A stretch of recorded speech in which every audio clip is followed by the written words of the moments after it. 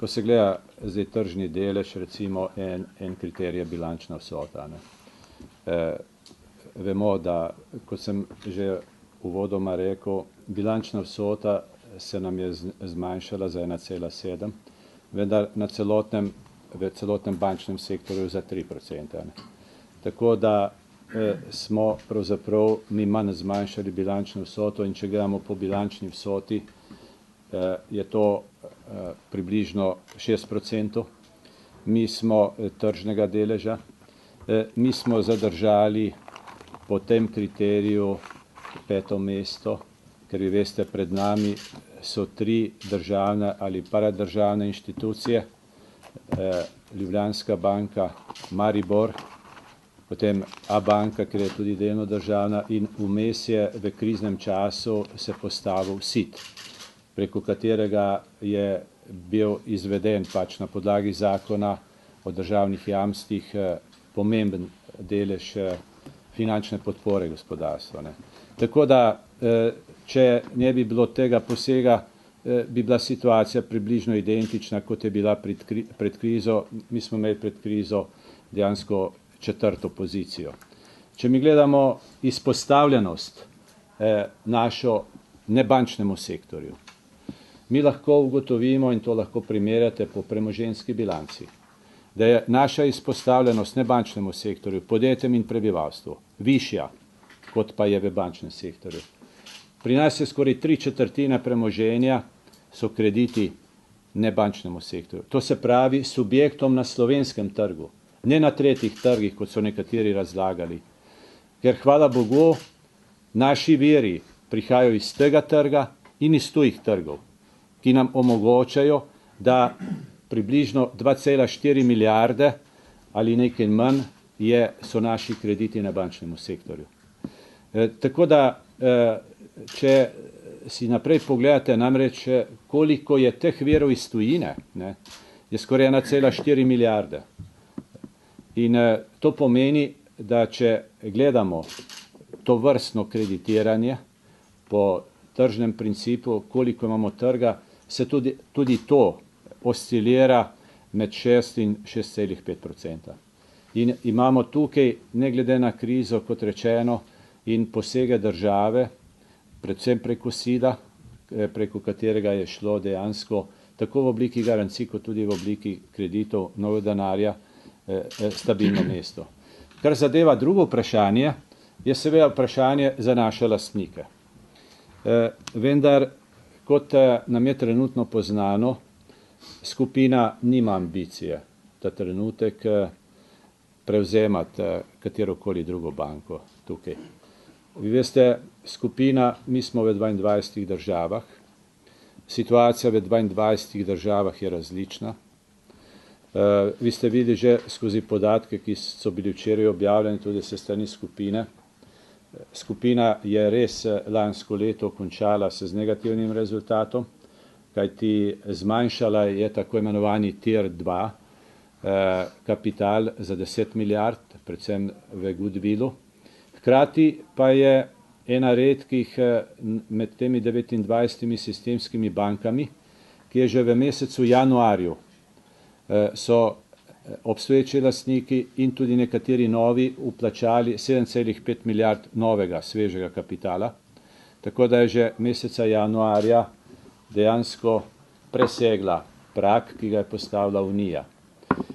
To z drugimi besedami pomeni, da skupina seveda s pozornostjo opazuje razvoj bančništva, predvsem v CS skupini, kajti znano je, da CS skupina, gledano tudi v prihodnost, je tista, ki je pretežno članica Evropske unije, ki ima družbeni bruto produkt per capita bistveno nižji, kot je evropsko povprečje, in pri kateri se računa, da bo tudi v prihodnje bodo potrebne velike investicije, ki bodo naprej kombinirane s lastniškim in dolžniškim kapitalom. Vi veste, da se na tem segmentu Slovenija bistveno razlikuje in da nima dobrih podatkov, ker je naša soodvisnost v Sloveniji od dolžniškega kapitala pri tej konkurenci največja. Govorimo o konkurenci zaradi tega, ker mi stavimo v Sloveniji tudi letošnji razvoj na povpraševanje na tujih trgih. Mi vsi vemo, Nemčija je prvi partner vsej tej naši konkurenci.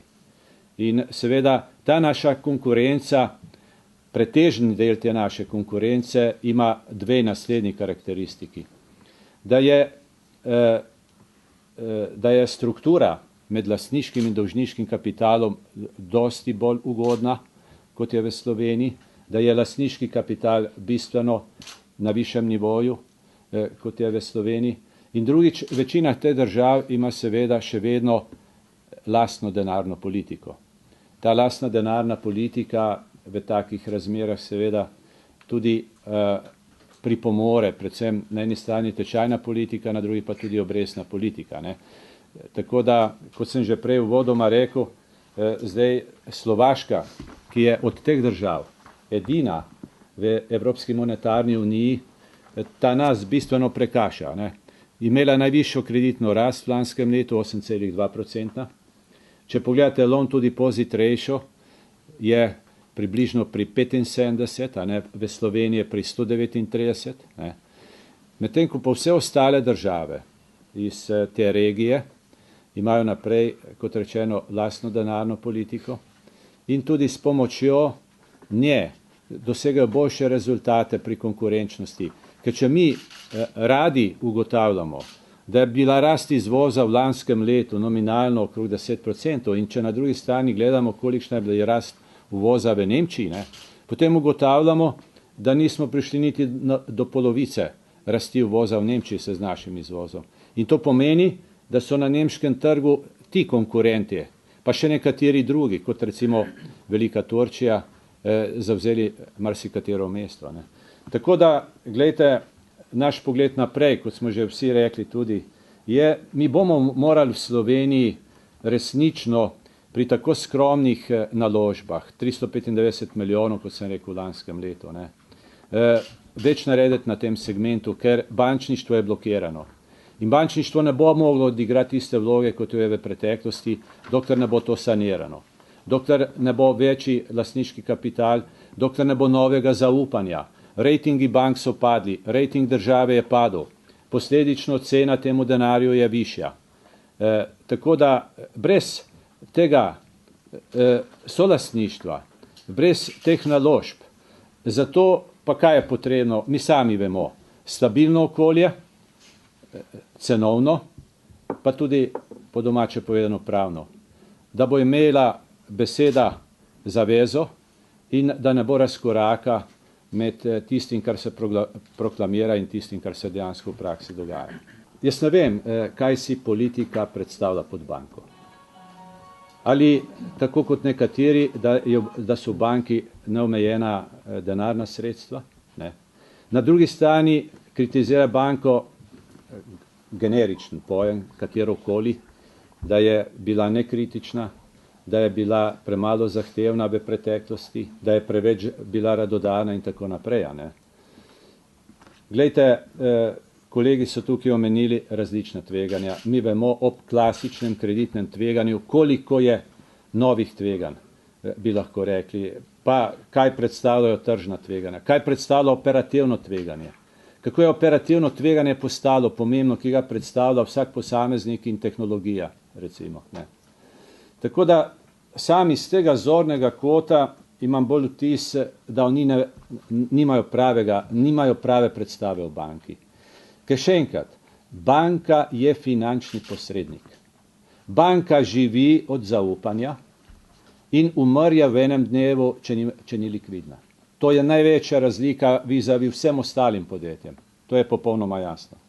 In če je bančni sistem v Sloveniji v lanskem letu zabeležil in realiziral preko milijarde slabitev, kaj to pomeni? Da pritoka nazaj ni od danih kreditov. In seveda, če so viri novi omejeni zaradi slabega rejtinga in tako naprej, pomeni enostavno ni substance. In tam pa, kjer je, pa glejte, se zastavi pa vprašanje pri podjetju. Marsikdo je omejen zaradi tega, ker je prevelik dolg, pa premalo kapitala. In morda praksa, ki je bila pri nekaterih, in tukaj smo bili vedno različni, ta, da v izobilju finančnih virov se enostavno sploh ni zahtevala vaša participacija kot investitorja, recimo. Ne? Pri naši banki, pri nas smo vedno zahtevali vašo participacijo. Je bilo samo vprašanje odvisnosti od vas, od vašega rejtinga, od vaše reputacije, kolikšna mora biti. Kajti ne poznamo posla, da si ne bi delili tveganja. Da bi tveganje prevzela samo ena stran. Pustite, jaz ne poznam takih poslov. Tudi, če ne govorimo o bankah. Če ni posel izvršen v trenutku, po logiki daj dam, denar za blago, kadar je čas vmes, je vedno tveganje. Čas sam prinaša tveganje. Ne? Tako da jaz te govorice politične ne razumem, ne? Zaradi tega, ker kot rečeno, če ljudje dobro poznajo regulativo, če poznajo kriterije, pa ni treba poznati regulativo, prostite, če se vsak spozna sam na pogodbo in če se pogodba ne spoštuje, pustite vso regulativo ostalo, ki je v bankah tako številčna na tisočih straneh, ne, če se vzame samo bazel, navadna pogodba se ne spoštuje. Ne. In tem je problem. Ne. Kot so povedali kolega Dolinar, evo 90 dni zamude. A si mi predstavljamo, da bi banka en dan zamujala? En dan zamude pri banki vam, kot deponentu, pomeni lahko njeno smrt. Kolaps, ni likvida. In ta razlika, ne vem, še vedno ni razumljena. Ali pa noče biti razumljena. Ker se še vedno vidi, da so nekateri deus ex machina in da lahko naredijo velike čudeže v bankah. Ne. Sami pa ne naredijo tistega kot lastniki, ker vi veste, mi v Sloveniji imamo specifično situacijo. Prvič, koncentracija ni nikjer v naši soseščini taka, kot je v Sloveniji. Drugič, nikjer ni država se s tako velikim lastništvom, kot je v Sloveniji. Tako da pri nas nastopa država kot regulator splošne zakonodaje in kot lastnik. In kot lastnik, jaz mislim, tukaj ni ta pravega odnosa do lastništva in skrbi. Kot rečeno, do najbolj občutljive inštitucije, ki pravimo banko. Na vsak način pa, kot rečeno, naš namen je nadaljna organska rast, kajti resnici na ljubo povedano, mi imamo tukaj permanentno povpraševanje po novih kreditih, vendar svoje poslovne politike ne menjamo. Ki pa je bila nekajkrat poudarjena, da je konzervativna, da zahteva lastne udeležbe, višina je vedno odvisna od vašega rejtinga in od naših spoznanj v preteklosti, kdo ste, kako izpolnjujete pogodbe,